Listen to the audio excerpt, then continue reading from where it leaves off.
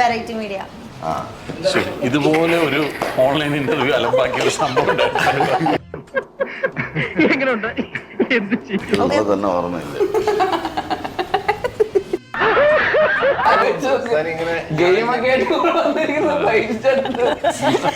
അതെ അതെ എന്റെ ദൈവമേ, എന്നെ മാനസികമായിട്ട് തകർക്കാൻ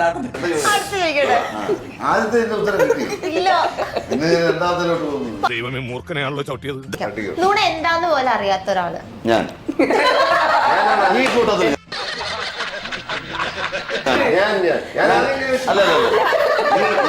പലവട്ടങ്ങളും ഒന്നും ഇങ്ങോട്ട് പറയണ്ട, പറയണ അങ്ങോട്ട് അനുസരിച്ചാ മതി.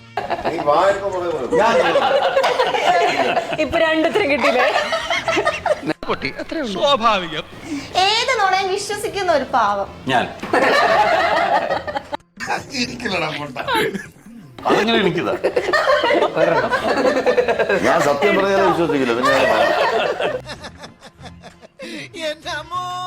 ആക്ച്വലി ആക്ച്വലി കിട്ടിയാ ഇല്ല, ചോദിച്ചു വാങ്ങിച്ചു പോവാ. അല്ല, ആക്ച്വലി ഉണ്ടല്ലോ. ആക്ച്വലി ഉണ്ടോ?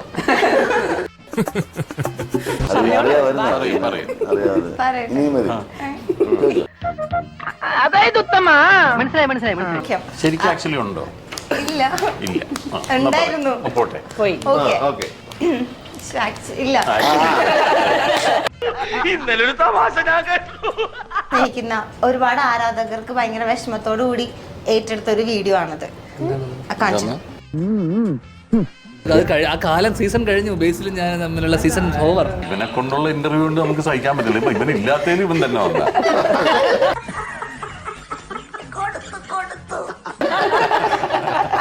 ഞാൻ ഒരു അക്ഷരം അവരെ കുറിച്ച് പറയൂ. വേറെ അവിടെ നിന്ന് കാച്ചു തിരിച്ചു. ആക്ച്വലി നാളെ ഇന്റർവ്യൂ ഉണ്ട് ധ്യാൻ ചേട്ടനായിട്ട്. നാളെ ധ്യാൻ ചേട്ടനായിട്ട് ഇന്റർവ്യൂ ഉണ്ട്. അവൻ എന്ത് ഇന്റർവ്യൂ ആക്ച്വലി എന്തായിരുന്നു?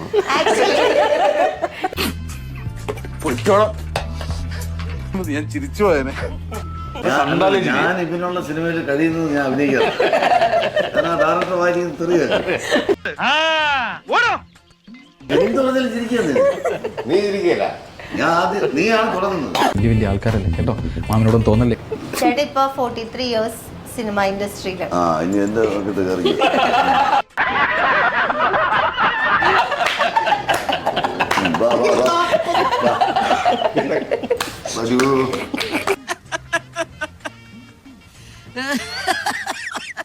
3 വർഷം സിനിമ ഇൻഡസ്ട്രിയില് ഒരുപാട് ആഗ്രഹിച്ചിട്ട് എത്തിയ ഒരു ഫീൽഡാണല്ലോ. ഈശ്വര, ഇനി എന്ത് ചെയ്യും? ആലോചിച്ചിട്ട് ഒരെത്തും പിടിയും കിട്ടത്തില്ല.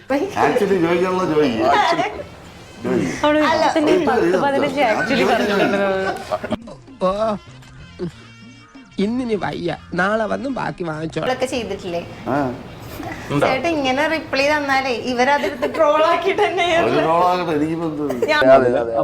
ഇത്രയും നാളത്തെ ഈ ഒരു ജേർണിയില് എന്തൊക്കെ ലെസൺസ് പഠിച്ചിട്ടുണ്ട്? നമ്പർ 1 ഒരു വകയും പഠിച്ചിട്ടില്ല. ഒരു വകയും